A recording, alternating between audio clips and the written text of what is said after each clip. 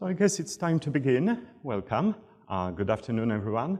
I am very pleased so many of you are interested in advanced analytics and in particular in the combination of SQL Server technologies, both older and newer, with the very new R and Cortana Intelligence. Let me introduce myself and the session. First of all, my name is Rafał Lukawiecki. I have been what is now called a data scientist for the last almost 11 years. My job title has changed over the years. Originally, I was called a data miner, then I was called a predictive analyst, then I was an advanced analyst, and now I am a data scientist. But what I do hasn't changed at all. It's the same job, just a better job title. Of course, some things have changed for the better. Most importantly, the reason you are here, the technology became more powerful, easier, and much cheaper. That is a very important reason why so many organizations who previously couldn't even afford to think about advanced analytics are trying it now.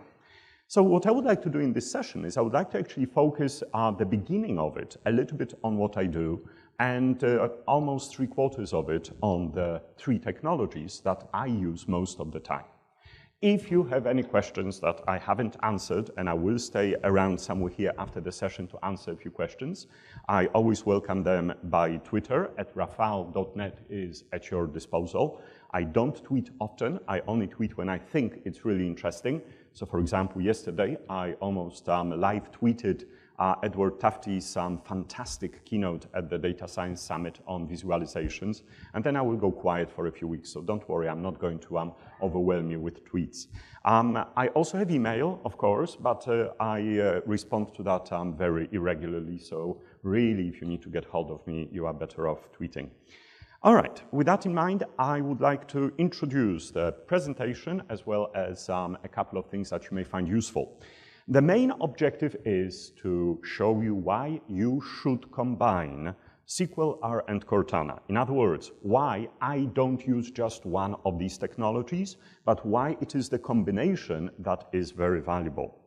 I also want to explain in between the technology a few examples of very real-world advanced analytical work projects that I have been doing for the last few years and very recently, and I want to highlight how that leads to this newly popular again notion of artificial intelligence.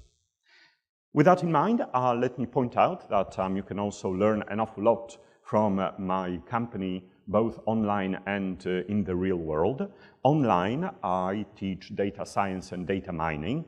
My esteemed colleagues Marco Russo and Alberto Ferrari teach data analysis, expressions, and Power BI, and there is a new course coming up very soon online. My colleague Christopher Webb teaches multidimensional expressions and SQL Server analysis services, whilst Carmel Gunn and Bob Duffy explain how to make good use of Excel for enterprise BI. And for all of the attendees at Ignite, we are offering a discount with this code, 50Ignite2016, will get you $50 of our online training courses. Also, you will find this PowerPoint on the website, as well as the PowerPoints that I have delivered in the pre-conference day on Sunday. Those PowerPoints are not available from Ignite organizers, but they are available at no cost from my company's website. You need to visit projectbotticelli.com/PPT, and you have to register free of charge. Registration email will be in your spam box, so make sure you visit over there and click the link to get the slides. If you would like to learn from me in person, I have created the first in the world the first in the world offline classroom-based hands-on training course, 5-day-long training that focuses on combining Azure ML, Cortana Intelligence, SQL, and R. I have created this course last year in May. I have delivered it, I think, about 13 times, maybe 14 now. I have trained 230 new data scientists from very large, respectable, and small and medium companies around the world. So these are intimate courses where you do end up spending a lot of time building the stuff yourself. And the nearest one to here is coming up on the 7th of November in Chicago, which I have a pleasure to deliver in a collaboration with a very friendly and fantastic company called SQL Skills. If you've ever done anything in the world of SQL Server, you probably have heard of Kimberly Tripp and Paul Randall, who run this business. It's with their assistance that I deliver this course in Chicago. We still have a few spaces in Chicago. London is sold out. Zurich, Oslo, and Stockholm are still available, and it would be wonderful to see you over there. All right, enough selling. Let's get started with advanced analytics. Why do my customers need advanced analytics today is a question I had to answer for the last 10 years. So I have written an essay, about 5,000 words essay, that explains those reasons. But I would like to summarize it for you in just these 5 points right now. First and foremost, most of my customers want to find out why something failed or succeeded. They usually use intuition to find answers to many questions. They use data to answer other questions. But that confirmation of their intuition is not always easy to get. And advanced analytics and data science gives us that confirmatory ability to not be sure, because you can never be sure in data science, but to have a statistical, meaningful dose of certainty that the reasons you think are the reasons that led to success or failure. Or perhaps to even explore, so not necessarily confirmatory, but also in an exploratory manner, to explore what those reasons could have been. Naturally, a lot of my customers want to understand their own customers. They want to understand why certain products sell and other products don't. They want to find out patterns. My life is all about a pattern search. I absolutely adore patterns, and I always spend time looking for a pattern that I haven't yet seen before. For my customers, finding a pattern very often means a lot. It means profitability. For example, this world-famous manufacturer of hi-fi equipment, whose name, unfortunately, I cannot mention, but I'll say it's very old and based in Europe, wanted to figure out why certain speakers weren't selling the way they were hoping they would sell. They thought there was something there, but that turned out not to be the case. Through exploration using data science, by using SQL Server, data mining, and Excel, and some of the more modern technologies too, we found that the connection was actually between something that they completely did not even think about. 20 nanoseconds of cognition, that blink of an eye, was all the customer needed to do to realize the value of the pattern they just found. Those first two reasons are by far the most frequent two reasons why people do advanced analytics amongst my customers. However, many of them also want to accurately plan future. Planning future is a great application of advanced analytics. Forecasting was designed for it. I will show you 5 demos in this session, and the last 2 demos will actually focus on forecasting. In the very last demo of the session, we'll do forecasting in our server, and we will surface that through the cloud and Power BI. And you'll see how my customers want to do it that way. But I have a word of warning to you. If you are new to this area, do not focus on forecasting as your first and early projects, because forecasting is not easy to do. It's not because it's somehow more difficult than the rest. It's because forecasting that you are supposed to do has to be better than what your business colleagues already know how to do quite well. You are not looking for a new forecast, you are looking for an improvement to their probably already very good forecast. What we call in business moving the needle is very hard. Increasing the quality of an existing forecast that business people have focused their efforts probably for decades, their intuition using data science is possible, but not for the faint-hearted. As Americans say, this is not a low-hanging fruit. So if you are going to be starting in data science and advanced analytics, pick definitely something easier. Don't pick forecasting as your first project. In the future, so this is a small reason today, but growing in importance, I have approximately a handful of clients who do it today. Experimentation using data science before you make decisions will be the next big buzzword in business. In other words, instead of just saying, well, we should go ahead with this or that promotion, we are going to test it, or we will experiment in a very measured way using tools like R or SQL or Cortana, and we will derive from this modeled experiment answers that will give us much more than just intuition in deciding whether that promotion is a good or a bad idea to go ahead with. And in the future, so this is definitely looking into 5+ years from now, possibly 10 or 15, people will make autonomous decisions based on the models they build using these approaches and technologies. Those autonomous decisions will lead to a certain interesting loop closing itself. The model you build will change the business behavior of your customers. Your data will change as a result, your model will change, and the decisions will change too. This is, in essence, artificial intelligence by the back door. Maybe it's not the sexiest way to think of artificial intelligence, but it is, without a moment of doubt, artificial intelligence in the easiest way.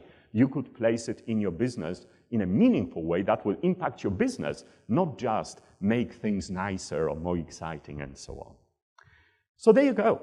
The 4 or 5 reasons why my customers use advanced analytics today, data science today, or artificial intelligence today.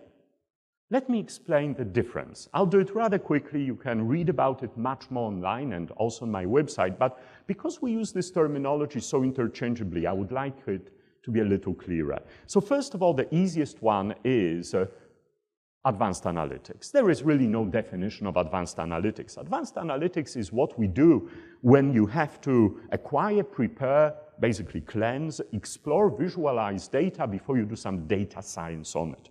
This is not a new idea. We've been doing this for a long time, but what is new is that increasingly one person can do most of it. In reality, 3 people usually do all of it, not one person, but the tools and technology democratize advanced analytics so much that I guarantee your children will be bringing back homework that will require advanced analytics to figure out whether tree production in, I know, North Carolina impacts the sales of paper in California. And they will be told to extract, prepare the data, and perhaps build even a model at some point, depending where at school they are. This will mean that we will be making far more factual decisions in the future. And honestly, I cannot wait for the time when people are more based on their facts when they say things, but that's another story. Data science, ladies and gentlemen, is something that I define in a very specific way. And that's not the only me who defines it. My alma mater, where I studied this stuff a long time ago, also defines it this way. It's definitely not a marketing term, and it's definitely not software. Data science is the scientific method of reasoning applied to decisions you make based on data and facts. Basically, it's a well-known old process without which we wouldn't have medicine today, without which there would be no pharmaceuticals, without which Albert Einstein would have not been able to do anything, possibly even Isaac Newton. It's an idea that you can hypothesize anything you can dream about, but before you decide whether your hypothesis has or hasn't got merit, you will derive some data, facts we call this data, through experiments, and then through a process of careful logical reasoning, you will arrive at a conclusion. And that conclusion is unfortunately never a yes or a no. Unfortunately, in data science, just like in the scientific method of reasoning, all you can say is a maybe, but it is a very strong maybe. It's a maybe with a measurable dose of uncertainty that your maybe is a wrong one.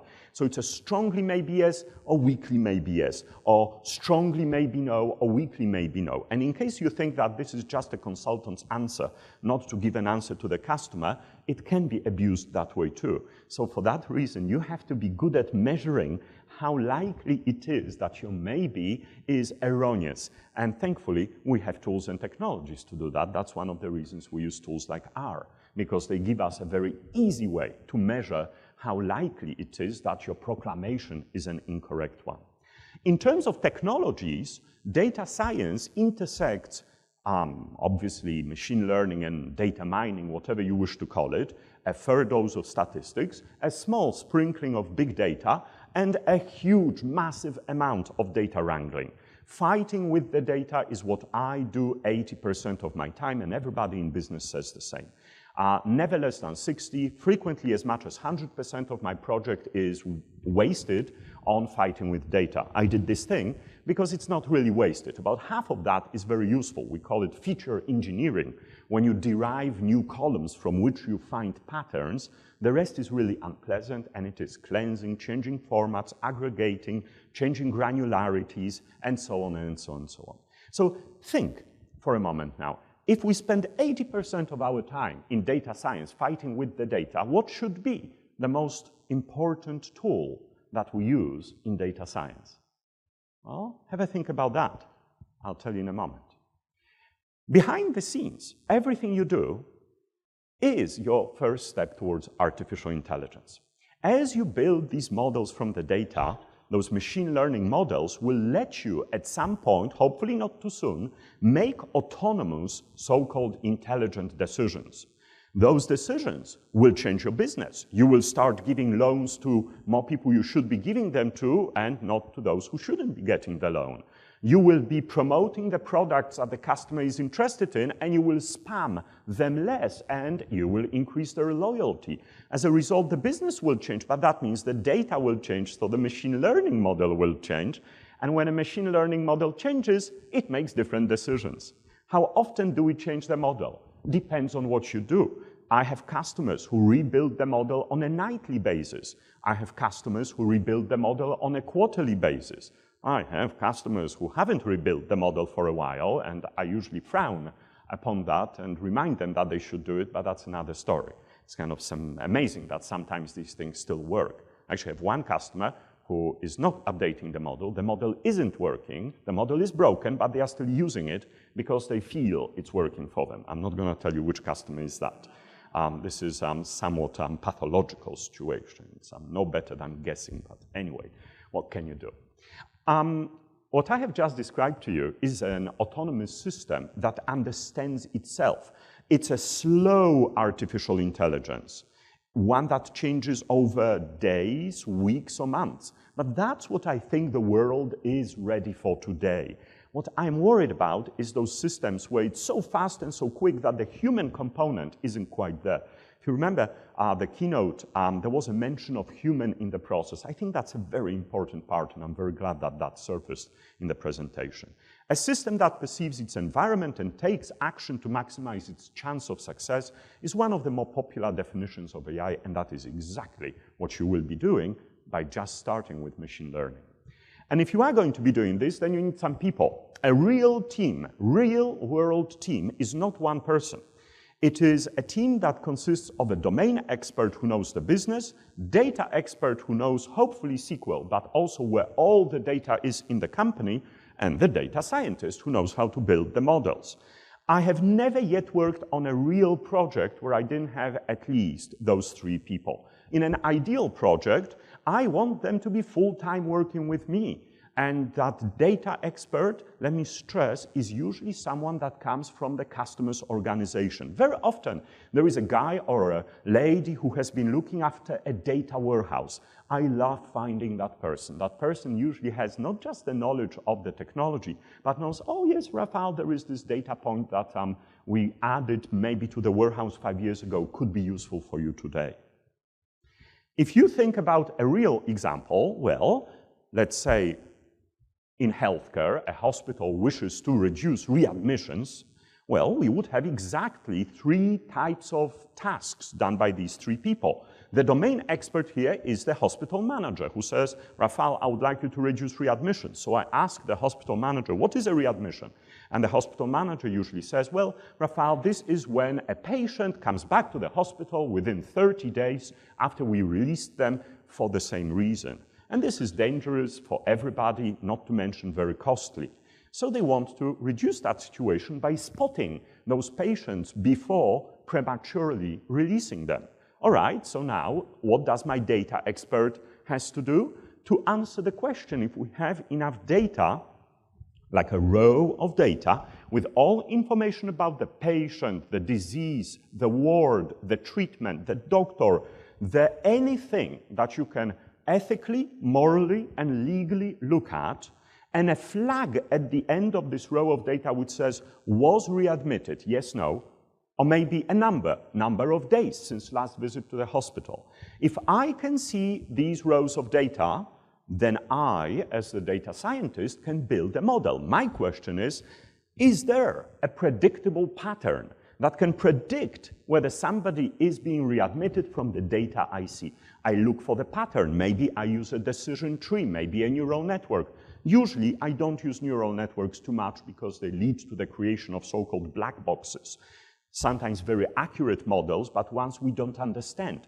I prefer to build models. I can explain to my customers, I know neural networks are very sexy, but the reality is that they are not as useful as people make them seem to be. There are much more boring and easier techniques which are far more important than neural networks. I want it to be very clear here, even though, of course, for marketing purposes, we all talk about neural networks because it sounds very brainy and so on.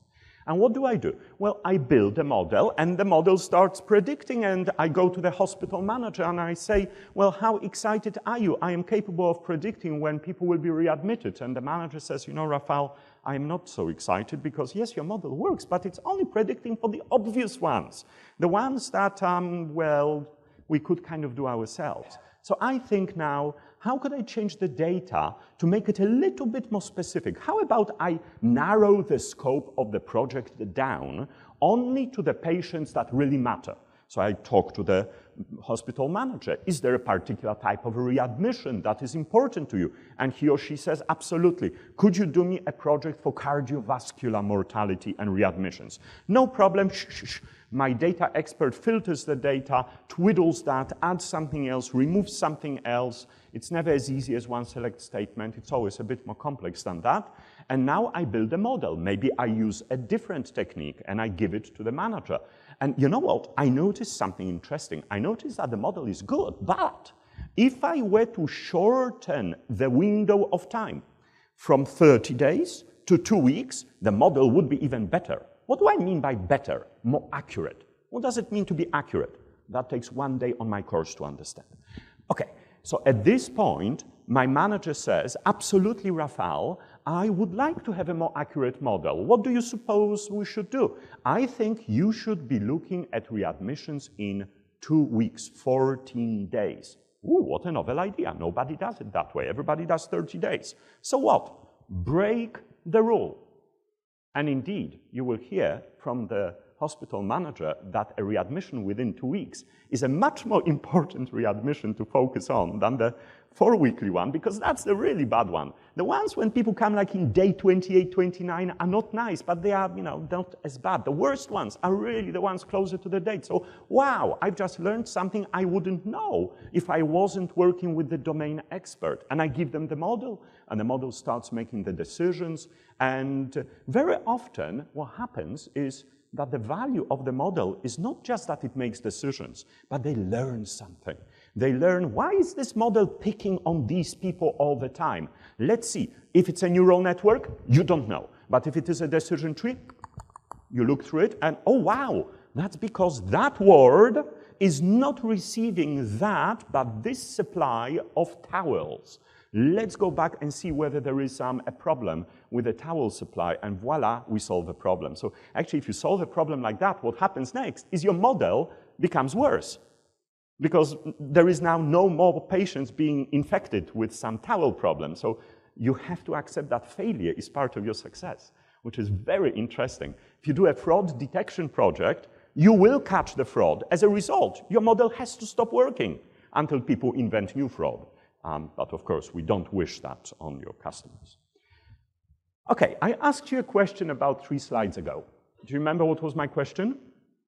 If 80% of my work is fighting with data, what should be the most important tool that data scientists use today? Well, I know the answer, which one it is for me, but I am going to share with you research with permission from O'Reilly Media, from the fascinating data science salary survey that all of you should download, at least to figure out how much you should get paid. So free, O'Reilly.com, go, download. But 30-page research in which there are plenty of nice graphs, like this one, would say that the #1 tool we all use is called Structured Query Language, SQL. What does it mean to you? What it means to you that, well, you came to Ignite 2016. Statistically, something like 70% of you are geeks. The rest are geeks in the making. When I say geeks, basically you like servers, and if you came to my session, the chances are you like SQL Server. You have a huge opportunity in your career to move into data science. And if you don't want to move into data science, don't worry. Every data scientist needs one of you geeks. Why? Because data scientists actually are not that good at SQL. I have figured that out by visiting many customers of mine. I see it as a pattern over and over and over again. You go and you see, whoa, that's an interesting product they just bought. No names will be mentioned which product, some popular technologies. Why are they spending time building these flows of stuff in this product? Because they don't know how to do it in SQL. Okay, this is the brutal answer. The less brutal answer is they could do it in SQL, but not as well as that other geek in the company, and they are afraid to do it in SQL because everybody then says, that's not how you write code on my server. Have you ever been in that situation where you have that SQL guy who says, no, you're not touching my server, my server. Well, the solution is to make peace. And the peace has been made many a time when the data scientist either found a good data geek to work with them, or became one, or they somehow married those skills. But please do not manipulate data in the tools that were not designed for that. For example, is R and Python good for data manipulation? No and no and no, if you can do it in SQL. Wow, did I just say R is bad for something? Absolutely, I did. R is great for many things, but not for data manipulation, for crying out loud. They only just invented group by. I'm not joking. Go and look it up. There's a package. Every data scientist is like, wow, dplyr, fabulous. I use it. Of course I use it. What is dplyr for? It has a select and a group by. My goodness. Well done, well done. Cubes, don't worry. They are working on cubes. They'll discover cubes about 10 years from now. Anyway.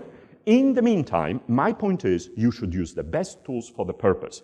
And if you needed someone with a little bit of authority to stand in front of you and say that SQL is the best tool, let me be that person. I put my name underneath it. SQL is the best tool for all data manipulation, as long as you can use it. Sometimes you can't, and I will talk about those situations in a few moments.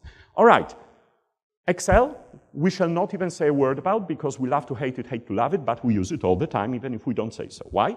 Because Excel surfaces stuff, especially Excel with Power BI. It's funny, in this research, you can see Power Pivot appears further down the line. If Microsoft didn't keep changing the name of that product, it would be called Power BI today. In fact, that should have been Excel right from the beginning, but that's another story. And people from that team are in the room, so I'm not going to say anything I shouldn't say. All right. Python or R? Probably the second most popular question I get. Both is the answer. However, Python will be more popular in the future. Why? Because Python is a better language that is easier, more beautiful, but you will need R. In particular, if you want to be slightly more geeky, because Python will be for the easier stuff, whilst R will be for the narrower bottom part of the pyramid that supports data science. Inverted pyramid. Ready-made finished tools, Python data scientists, R data scientists, and over here you'll have all of the Spark, Hadoop, and the other guys. Very interesting skills, but also complex and expensive. Notice also Microsoft SQL Server, for the first time in history, is the #1 commercial database platform used by data scientists. There is more to this, but I'm not going to discuss it since you can download it yourselves. What I would like to do now is I would like to zoom in on why do I use these three technologies. First of all, I don't work for Microsoft, so I can recommend to you what I do without fearing anything. And one of the things I am going to recommend to you is an old Microsoft technology that Microsoft asks me, please, Rafał, don't talk about it again. Well, I will limit myself how much I say because, you know, I have to be nice to my Microsoft hosts, but I will talk about it because it's so useful. That old technology is called SQL Server 2016 data mining because it's easy, it's visual, it's intuitive, it just works. It's as if Apple designed a data mining product. It basically knows what you want to do before you even know what to do. And if you're about to make a mistake, it usually corrects for it. I start almost every project with it, and I will be using it for at least the next 5 years. They will have to tear it out of my bloodied hands when they say they are deprecating this technology. They haven't yet, but they probably may. So just in case, keep an ISO of a suitably old SQL Server and have an ISO of Windows 7, all right? And it wouldn't hurt to have it in 2 places. I use it all the time for every project at its inception because it's very visual. I'll give you a glimpse of it a little later. You can learn about it on my website in depth. I've got like 8 hours of material. And it's actually very popular. Unfortunately, Microsoft would fire me if I told you how popular is this component, but there you go. It's popular. Of course, it's not enough. Today, I need more. I need more power, especially when it comes to statistics. But the reason I need R is not just because of statistics. The reason I need R is because it gives me access to more than 7,000 packages of statistical software created for my pleasure by people who are way smarter than me, who are researching statistics and predictive analytics all the time. One example. I'm working on a project for the Department of Social Protection a good few years ago in Ireland doing fraud analytics system. And in fraud analytics, the thing you are looking for, thankfully, is rare, very rare, not seen often. We call it a rare event analysis or class imbalance problem. When you analyze data like that, you almost always have to trick the algorithm to somehow sensitizing itself to this rare event, because most algorithms will say, well, this is so rare, I'm just going to ignore it because obviously it's not important. So how do we do it? Well, there are many techniques. I tried all of them. I did SMOT, I did this, I did that. Nothing worked. So I go and search and search and search and search and search, and suddenly something pops up and it says rows. I've never heard of it before. There was a package written in R, written by this lady who happens to be a professor of applied statistics somewhere in an Italian university. I believe it was Turin, could be Pisa. And I downloaded it. You know, this package was created only 1 month before I found it. And the reason I'm telling you this story is because, of course, it worked. It worked. Suddenly, I could deliver the solution to the customer because some ingenious professor created some intelligence that helped me and my customer deliver the goods. I could not do my job without that anymore. And I have, it's my estimate, I cannot validate it, but it's my estimate, somewhere around 100,000 such smart people around the world working for me. That's why not Python, by the way. That's why not Python. They are innovating only in R, even though R is a worse language, it's quirky, it's weird.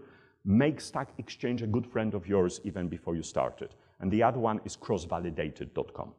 All right, but it's still not enough. I still want more. What I want is Cortana Intelligence, in particular, Azure Machine Learning. Azure Machine Learning is a component I got to know about 4 years ago. And the reason I use it is not just because it has some advanced algorithms and you can deploy it as a web service, but because it is there. When I need to run quickly something, I cannot ask my customer to, well, download all of this stuff, install this, and I need 5 servers. You know, when I did my first advanced analytical project almost, 10 years ago, actually, right now, which, by the way, was a failure, I learned a lot from it, my customer had to spend approximately $70,000 on equipment, on hardware, just for a file to say, no, failure. You know, the customer wasn't entirely pleased. Thankfully, they reused the hardware for something else, but that's kind of expensive. Well, you don't have that problem anymore. You swipe your virtual credit card through Azure, and you get all of this superpower for that fraction of the time when I need to churn my data, and then I can forget about it. Just make sure you delete things, because otherwise they keep hitting your credit card longer. And yes, I've done that too. All right. Data in my practice is usually first on-prem, and when it's on-prem, it's in SQL Server 2016 in some dirty operational data store, you know, yet another delete me database. I use SQL Server in a very bad way, but I use it because it's great for keeping the data and piping it into the remainder of the system. If I happen to be working with a customer who has invested in a Microsoft parallel data warehouse, or an analytics platform system, which now is available without having to buy hardware as SQL Server 2016 data warehouse, so much the better, because the data warehouse queries become much faster. What if my customer has unstructured data? First of all, there is really no unstructured data. There is only semi-structured data. There's always a little bit of structure. Well, then I use whatever I have. My favorite place to dump unstructured data is into a part of Hadoop called HDFS. Hadoop comes in two components. One of them is the Hadoop distributed file system, and I use usually Hortonworks data platform because it works on Windows and elsewhere, but I have used any deployment of Linux you can, on Linux and anyone you can think of. I've been using Hadoop for about 5 years now, mostly with a library that sits on top of it called Mahout. Or pick your name. Do I know Redis, Cassandra, or MongoDB? No. Do I use them? Yes. You know, that's just the way it is. Those days when you needed to know the technology inside out to use it, they're long gone. Let me be the first one. I could not do my job without a search engine and without Stack Exchange and wonderful communities like you. However, a good data expert on your team is very important too. That helps a lot. He's usually called Bob when I'm working with him. But anyway. One of the things I use in SQL that I like a lot is its ability to combine Hadoop data with relational data and make me never ever see Hadoop as Hadoop. Here's an example of wanting to combine relational data perhaps with some readings about people who drive cars who are now applying for an insurance. Well, using the Polybase technology, they can be not only joined from different servers, but also queried using the same language that you have been using for 3 decades to query SQL Server, and my predicted premium comes out as if I was using SQL Server. For this magic to work, and indeed to use Hadoop almost in anything else, including Spark on top of Hadoop, it's not just Hadoop you want. You want Hadoop with a layer that makes those files, this mess of files, appear as if it was a relational database. This is usually called Hive. Hive is the most popular technology to use in Hadoop to put this order on those files. But what that means is that my customer is dumping Excel files into HDFS. Excel files have rows and columns. Well, then Hive magically shows those columns as if they came from a database. That's the amalgamation of the Excels. If anybody ever tried to explain to you how they use Hadoop and they do anything different from that, they are probably in 5% of Hadoop users. 95% of us use that technique in order to store unstructured data. If I am in the cloud, I use SQL, Azure SQL database, part of Cortana Intelligence Suite if you buy it that way, and that gives you also a slightly better price, or a Microsoft NoSQL database, or Hadoop. And if I use Hadoop in the cloud, then that Hadoop is called HD Insight or Azure Data Lake. Azure Data Lake is 2 components in Cortana Intelligence. One is storage, and it's just Hadoop, like HDFS. And there is also an analytical component that sits on top of it, which allows you to write analytical software a bit as if you were using Spark, but not using Spark, but using Microsoft's proprietary technology based on language called USQL and .NET. So if you have a lot of .NET developers or you have people who are allergic to Java, Azure Data Lake is in general a very interesting proposition for big data analytics. Okay. Let's zoom in on the first of the technologies, and I'm going to show it to you actually on the next, in the next few minutes in a demo. The first technology is that old technology Microsoft asks me not to talk about, so I'm not going to talk too much about it, I'll just show it to you. This is SQL Server data mining. It's part of SQL Server analysis services running in its multi-dimensional mode, but don't worry, you do not need to use cubes. You just give it flat data. The reason I use it, as you will see in the demo, is because it is highly visual and very easy to interact with, for example, by using Excel. So let me switch over. For my first demo, I'm going to open in Excel a file that contains sales, and I'm going to analyze it. I'm going to do market basket analysis using SQL Server Analysis Services 2016 data mining components. How do you do that? Well, you select the data, you go to the Analyze tab, and you press the friendly button that looks like a kind of ancient shopping basket. You click that, you press Run, and now SQL Server does it, and approximately 5 seconds later, we have our results. This is the bundles, and these are the ready recommendations. Project done. Do it in an hour. That's going to take you an hour or longer. Why do I use this technology? Because it's cheap, because it's fast, and it has only 8 bugs. And there are workarounds to about 5 of those 8. The other 3 are killers, so call me if you get one of the other ones.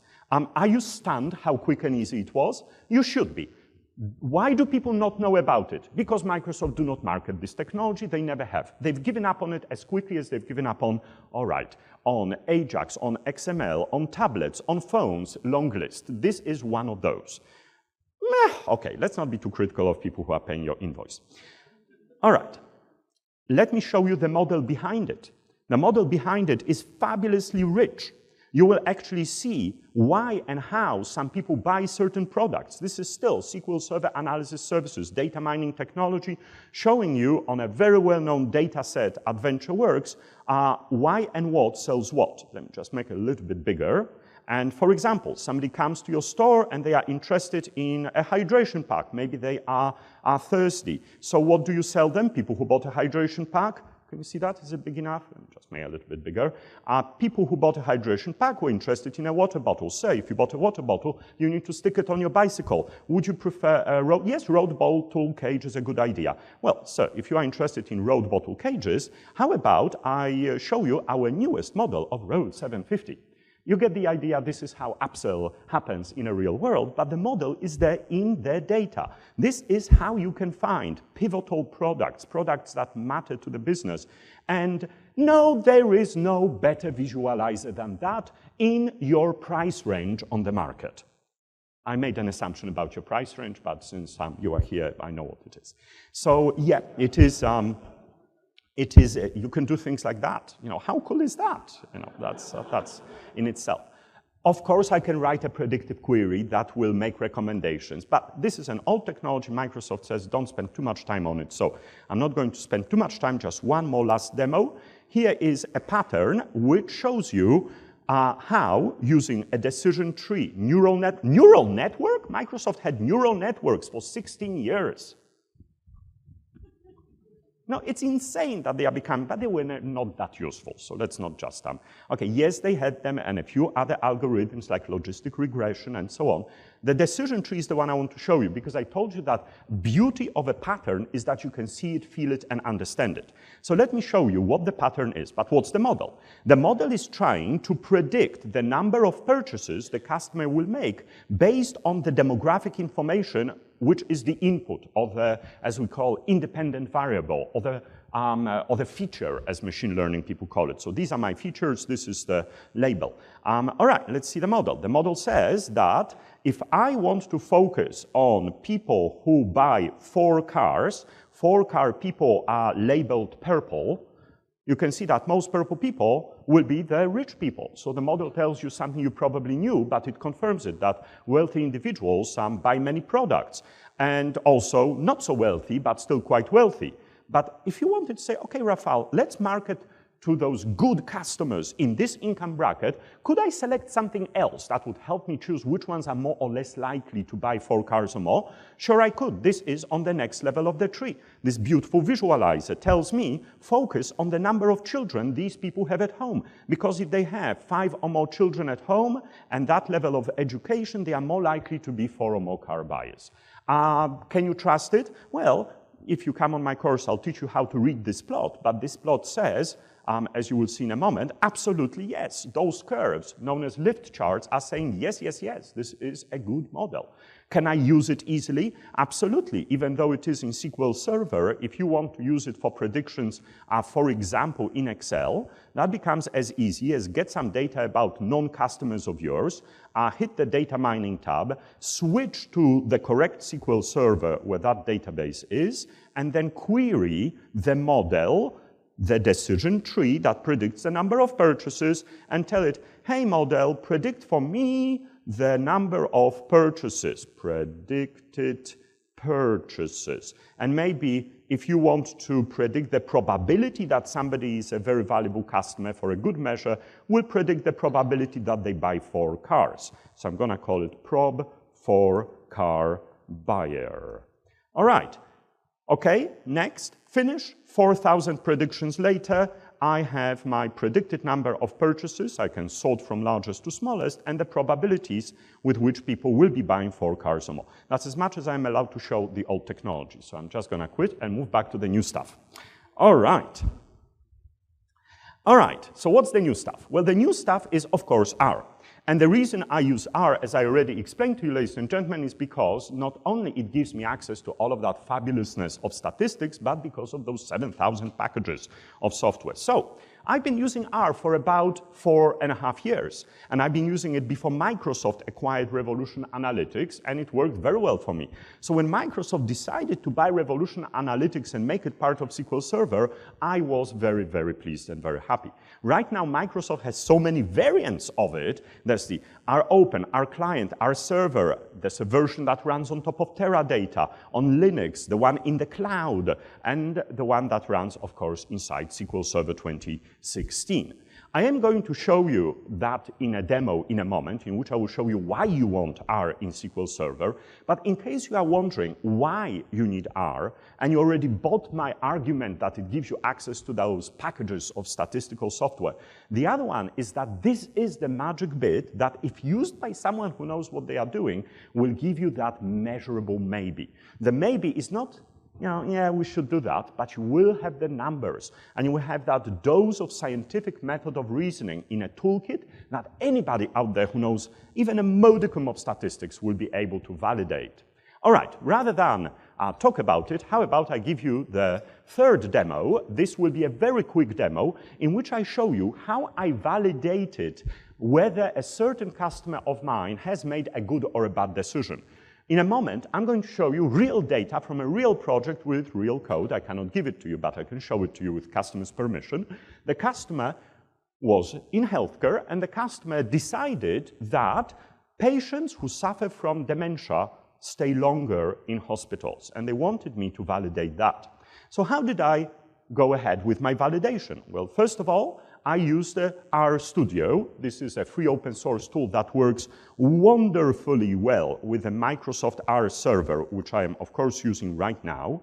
I could be using any R I want. You can change which R engine you are using simply by going to Global Options and selecting the engine over here. This is where I have the other Microsoft Rs, the R Open, R Client, and so on. But of course, the biggest, the bestest, and the baddest is the R Server. In many ways, this is a canon for the proverbial bird at this point. Why do we need R Server? You'll see in the next demo. But in this demo, what I would like to do is I would like to load the data set, first of all, and I will show you very typical data about patients. There are spelling mistakes like alcohol, there's an O missing, then why is there a blank? Why is there a 99? Is 99 different from a never? You know, typical data set that you end up where nothing is really quite consistent, slightly cleaned, but not fully. Most importantly, I know whether a patient was suffering from dementia or not. That's when they are in a controlled dementia group. And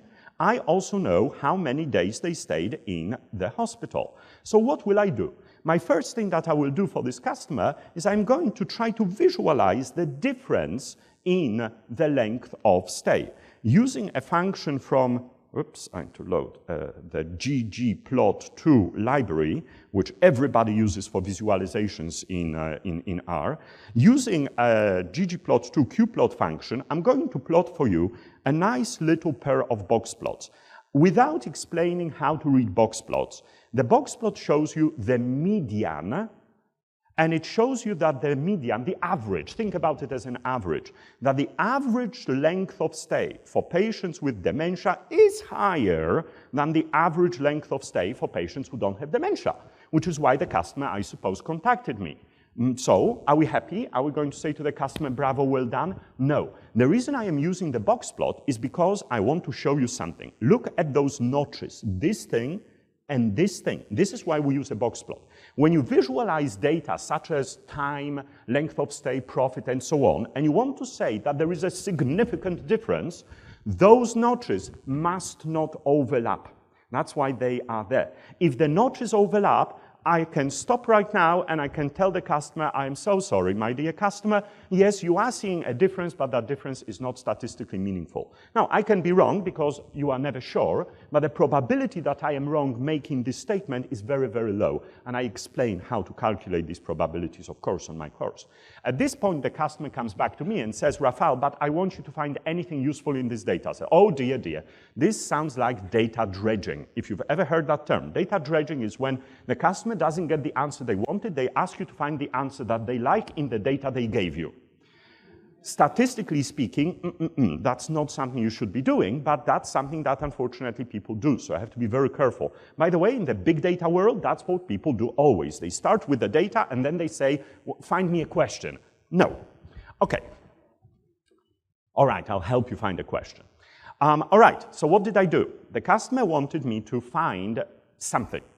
The something, I'm not going to just explore for craziness. The something I was looking for is the fact that obviously the customer felt that there was some difference in length of stay. So I wrote 36 lines of our code. This is easy. Most of it is comments, as you see, to do a little visualization that looked like that. And this visualization, and I'm not going to explain it in too much detail to you, but this visualization basically tells my customer that if they change the question from, do patients with dementia stay longer in the hospital than those without? And they ask a question, is the hospital stay excessive? Define excessive. 16 days, suddenly there is something in the data. That level that I highlighted is one of the most hotly debated subjects in statistics, so I'm not going to teach you about p-values now. But let's say that for the purpose of this customer's question, I am prepared to give them a hint. Dear customer, go back, generate new data, do a new experiment, and focus on whether a patient stayed 16 or more days in the hospital. Give me that data, and then I will tell you the answer. And that's something that I wouldn't be able to do easily in Excel, in Python, in other languages. It would take me forever to write it. And here, with my friendly SQL Server and the data, I am able to do it in just about 36 lines of code.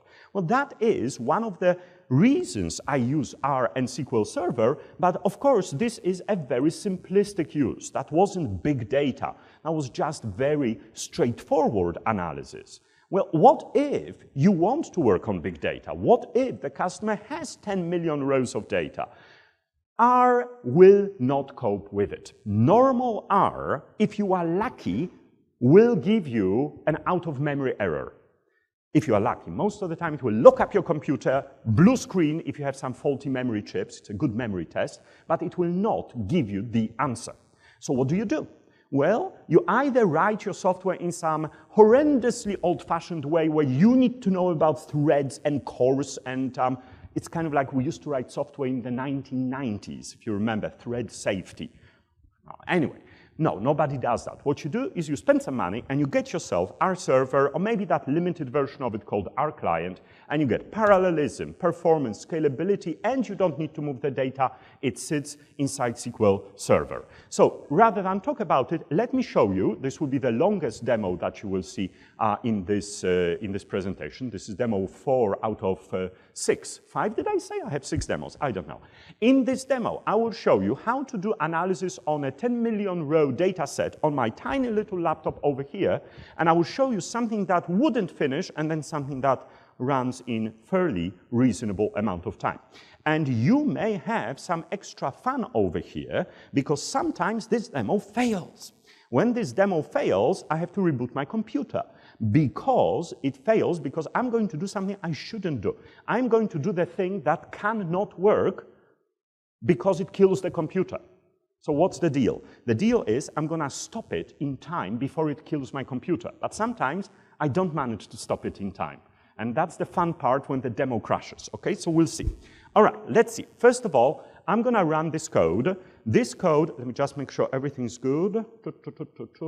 Check, memory, monitor, everything's right. All right, this code is not going to crash it. This code is okay. This code will just load 10 million rows of data into normal R using normal RODBC, R's Open Database Connectivity Driver technology.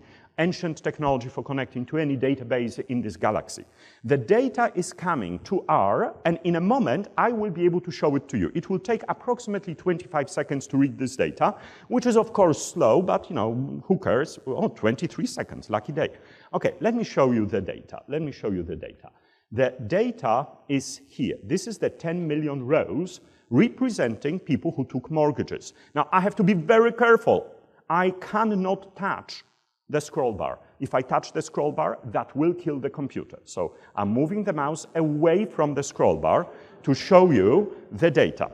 You will see in a moment a few rows representing typical American mortgage scores. Somebody with a credit score of 645 bought an 11-year-old house, was 3 years in employment, not too much credit card debt, they bought in year 2000, and good news, they did not default on a mortgage. 0 means good news.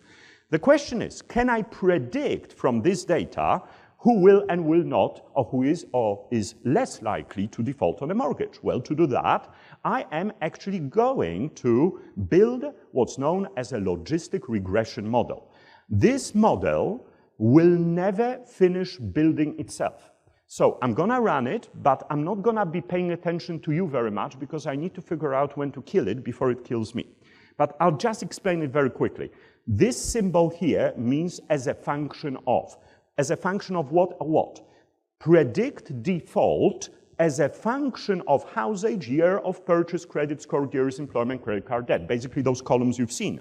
This means I am building a generalized linear model using logistic regression, one of the most popular techniques to do it, and this measures how long this takes, except it will never finish, so there's no point me even doing system time over that. All right, so let's have fun. Run, go to the performance monitor, and see what happens. R is going to start eating memory. It's still behaving, 1.2 gig, not too bad, not too bad. I'm gonna kill it when it starts thrashing the computer. There you go. It's gonna go to 90% any moment now. Rafał, okay, don't push it, Rafał. Show them a little more, but not too much, okay. Okay, I have to kill it now. I have to kill it now. Kill, kill, go for kill, and task, kill, kill, please. We got lucky. No, that's good news. That's good news. Thank you. Well done. Well done. This is good news. I've managed to kill it before it killed me. If I didn't, that would be the phrase we just heard pronounced. All right. Okay. Trust me or don't trust me. Try it in R. It will never finish. I was never able to do this stuff in normal R. So what can I do? Well, I can use R Server. For that demo, I'm going to show you Microsoft's pre-release version of tools for Visual Studio that let you work with R. They are known as R tools for Visual Studio, currently in version 0.4. No, they are not yet as stable as they should be, but they are pretty good enough to get started. I could have done this in RStudio. Line for line, I could do exactly the same thing in RStudio, but I want to show you what the next tools will look like. All right.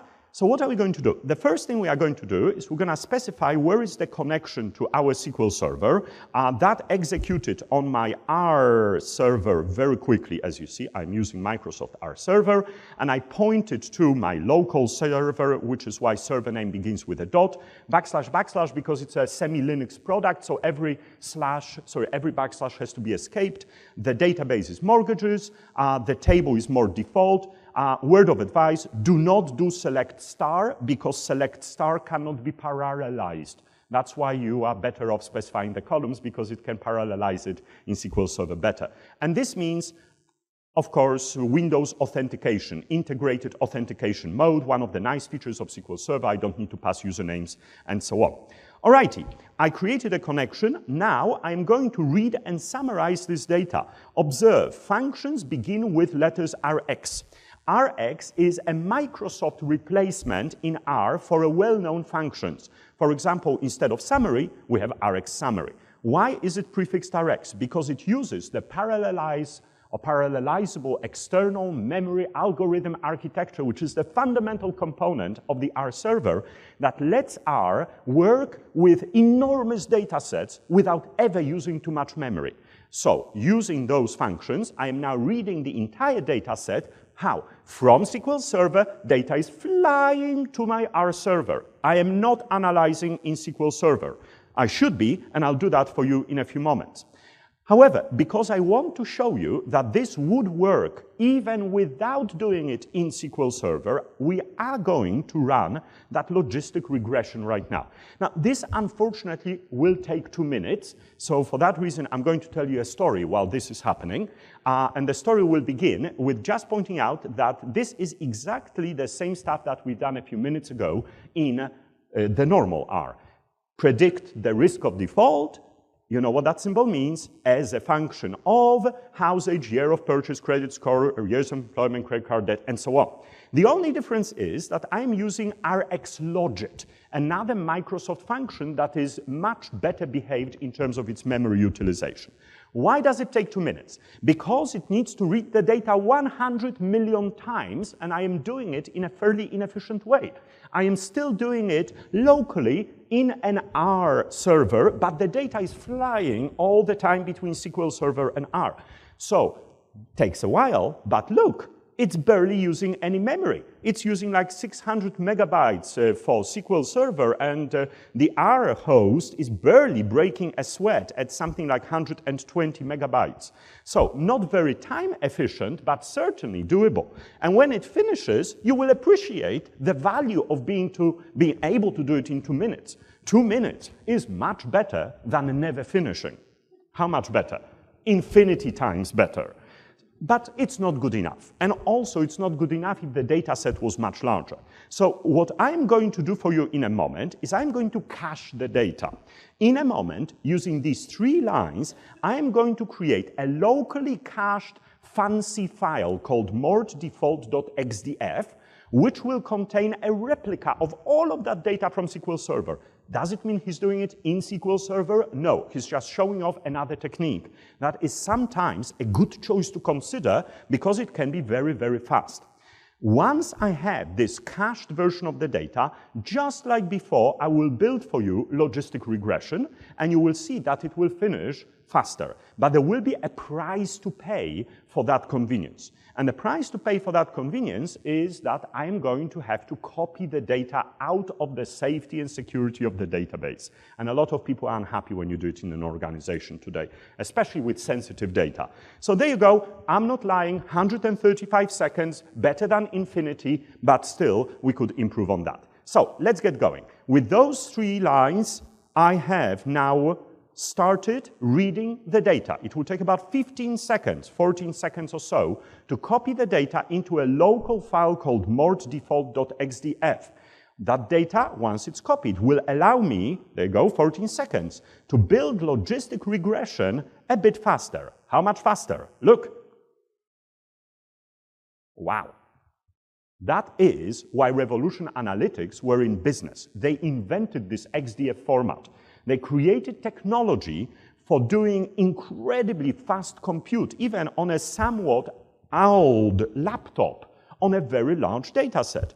You will see the results will be there in a moment in 20 seconds. Now, 20 seconds is much better than infinity, but it's also much better than 2 minutes. So is Rafał saying that SQL Server is actually a bad idea and we should do everything locally? No, because this is where the last part of this demo comes in.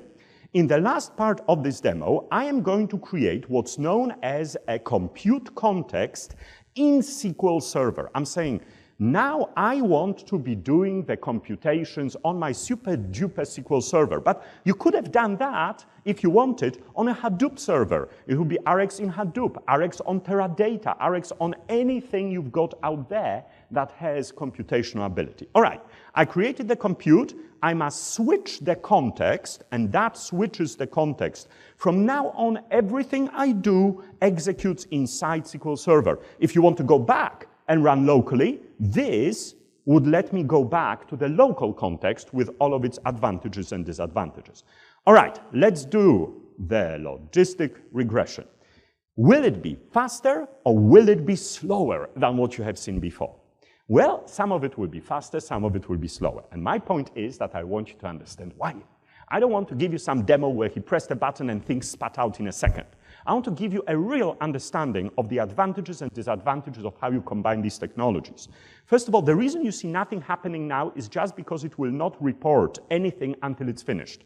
Now that it finished, you see that it completed this task in 22 seconds. So that's 2 seconds slower than working on cached data. Is that bad or is that good?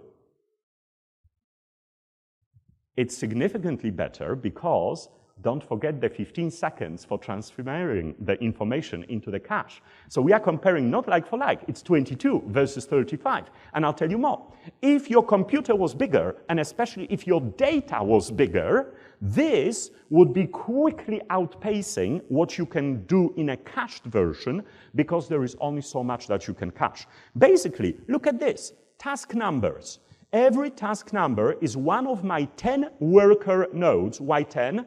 Because in this parameter, when I was creating the context, I told it, give me 10 worker nodes. 10 is good for my laptop. For your big muscular server, you may want to have more. So with those 10, as you can see over here, each of them took approximately a second to complete the tasks they were asked to do. If you had more computing power on a bigger data set, all of that happens in parallel. That's incredible. I can get billions of rows of data executing in the same 20 or 30 seconds. And that's why I need the R server, but not on a little small laptop, but of course on something a little bit more powerful and useful. And in case you are wondering what are the results of all of this analysis, let me just do a little visualization for you.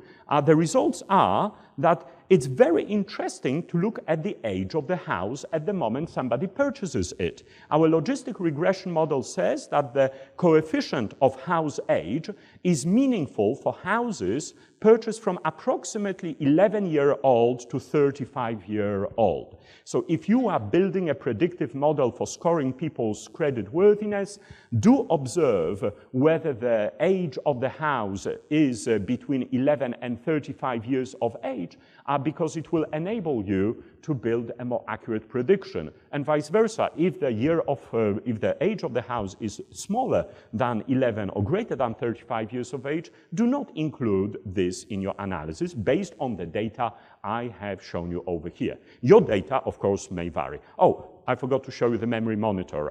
You have to trust me, it barely broke a sweat. There was nothing to see over there. So, with that in mind, why would I want anything else? Why would I want the Cortana Intelligence Suite? The reason I would like to use Cortana Intelligence Suite is because of how easy it is to interconnect all of those things to each other. In Cortana Intelligence Suite, I have all the benefits of SQL. I have all the benefits of R Server. I have all the benefits of Microsoft made it for me, pre-configured NoSQL data stores. I have the visualization with Power BI. And you can even get access to those cognitive AI, artificial intelligence services. Go to other presentations. There are quite a few at the conference talking about them. They were part, of course, of the keynote. I'm sure you have seen them over there. Also, if you are likely to be doing this seriously, and you are seriously thinking of spending a few dozen or hundreds of thousands of dollars on building advanced analytics, do consider getting good consulting on it. And Microsoft is offering very interesting type of bundled consultancy with Cortana Intelligence Suite. It was only launched last month, and it's called Cortana Intelligence Suite with Bing Predicts. This gives you access to Microsoft's secret data, to the Bing corpus of the searches, anonymized but very valuable, the stuff you would never in your life be able to access unless you happen to be working for Google. All right, with that in mind, for the very final demo of this presentation, I would like to show you how I am combining Cortana Intelligence Suite together with SQL Server, R services, and for a good measure, with a little bit of Power BI. So for that, let me just switch over. So for that, I'm going to show you where I started working on a forecasting project. This is actually a standard sample that I have modified quite heavily. Oops, that's not the one. Let me just discard those changes. And that should make a little bit more sense in a moment. Apologies for that. That's a cool feature. If somebody messes around with your stuff in Azure Machine Learning, which is the key component of Cortana, the discard changes button does exactly that. Because, of course, I have people collaborating with me on these projects all the time. And the Run History button allows me to see all the previous versions. Unfortunately, not past the delete point. So if somebody deletes it, all you've got is be a little bit upset or have a backup. Anyway, what's the task? The task is, can you Rafal predict what happens next on a data set of financial results? So month after month after month after month, over here, these represent sales. And the question is, after those 126 months of sales, what happens next? How do you do forecasting in Cortana Intelligence Suite? Well, if you want to do forecasting in Azure Machine Learning, you use R, or you use R, or you use R, or you use R, or you use R. Basically, you use R. And in case you think R is very complex for this purpose, let me show you that it is very trivial. Very few lines of code, of which these lines of code do nothing useful at all. These lines of code do nothing useful at all, it's just plumbing. All the useful stuff is over here. In fact, the most useful bit is this bit here, where I'm building an autoregressive integrated moving average from the data that was provided above this task in the flow, and then using the just generated model, I forecast what will happen in the future. And then I just need to visualize whether my forecast is accurate enough. So how do I do that? Well, I started doing this over here, visualizing it in Cortana, but very quickly I realized that this was looking a little bit ugly, and also I could do a little bit better. You see, that red line is my forecast. The blue line is what really happened. And the red line could be a little closer to the blue line. So how did I improve on that? I improved on that, first of all, by taking this code and putting it locally into my R server. So we are moving from what was in the cloud, I'm just going to switch over right now, to exactly the same code, except this code is now running entirely on premises, just resave, in my R server. Where is the file? Remember this path, blah, blah, blah, blah, blah, blah, and remember the file name, arimaseasonal.r. Will I remember it? No, so I have a little file that contains the name of the file. Let me just quickly find that guy, and let's copy it to the clipboard. All right, how can I run R locally and visualize it in the cloud and integrate with Cortana? Well, I'm gonna use Power BI for that purpose. So I'm starting my Power BI desktop, a free product from Microsoft, and using Power BI Desktop, I will execute that code using our server. How do you do that? I do that by getting the data using its R connectivity. Where is it hiding? There you go. This is the R script connector. I connect, but I don't copy and paste my entire code. All I copy is that path surrounded by the source command, which basically says execute this file as if it was just over here. In a moment, it ran it, our server locally ran it, and it's returning the original data and the results, which I'm going to visualize for you as soon as it returns it. It's a bit silly, it has to do it twice, but there's no easy way to overcome that. All right, so at this point, let me show you the original data. Let's just make it look like a proper line chart that it is. Let's overlay over that the forecast. Okay, so it's a nice, sexy visualization. Let me save it before I lose it. I'm going to call it my Atlanta Wednesday demo. Far too fast in typing. All right, but as I told you, I'm not happy with this forecast. That line is not sticking to the green line as well as it could. So I'm going to use the kindergarten level improvement on forecasts. Any statistical child in a kindergarten learns that the best way to improve on a forecast is to use two different techniques, add them up to each other, and divide by 2. Basically, calculate an average of two different forecasts. All right, I'm saving that modified code, and now just by pressing the refresh button, pay attention to the line. Look at the line. Look at the line. Look at the... Wow, wasn't that sexy? There you go. So... Thank you, thank you, thank you. I know I have 1 minute, 30 seconds left. I'm not done yet because, of course, now I have to publish that back into the cloud so that all of my cool business users can benefit from this technology. And whilst this is publishing into the cloud, do I have to log in? Hopefully I don't have to log in. All right, let's see. Does it open? All right, so it's of course in the cloud, but no, I'm not quite done yet. There's one more bit I would like to do. Is reflector running? Oh, Yeah, it is. All right. Here's Rafael's iPad. Hopefully no rude emails will come in the meantime. All right. There's the Power BI app. That's something for a client. Report. There you go. Atlanta Wednesday demo. There you go. It's already there. And look. And this is running on my iPad. And that was like R at the speed of thought from, actually, where was my data? What was I doing? If you think about it, I don't even know anymore where my analysis is. At this point, most of the time when I'm analyzing stuff for my customers, I am genuinely a little lost because some of it is in the cloud. The analysis is done using on-prem R server. The data came from Cortana Azure ML, but I have modified it here and Power BI is visualizing it on all of the devices. What's my point? My point is that this is one of the biggest reasons why I merge all of those technologies together. And if you want to be doing the stuff the way I tend to do it, just consider combining SQL Server 2016 with a little bit of R, with a little bit of Cortana Intelligence Suite. Use them for the best purposes. Remember, SQL is the best environment for manipulating the data, but it's much more than that. And what will you get? You're going to get advanced analytics with data science, and you're going to make that first step towards real-world, pragmatic artificial intelligence, not just some science fiction. If you would like to learn about it with me, my last chance to remind you, I am coming on the 7th of November to Chicago. I still have a few places left. I would be honored to torture you for a week with all of those concepts in detail, like validity and all the stuff that I've hidden, of course, because it's only a limited presentation in duration. Other than that, all that remains for me to do is to ask you to please complete the evaluation form, and I hope to see you soon. Thank you very much. I hope you enjoyed it. Thank you.